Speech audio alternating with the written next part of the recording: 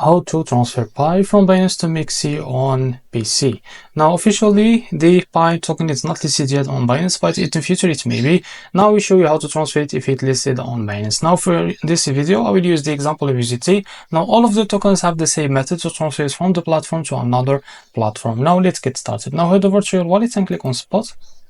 And after that click on withdraw, and here in the search bar just type your token name. In this case it will be USDT. Now click on your token, set the network as the BIP20 first. Now go to your Mexc account and make sure to log into your account. Now after that click on deposit, and now click on on-chain deposit. And now after that in the search here you can select your token. In this case it will be USDT. Now set the network as the BIP20 as you selected on the Binance.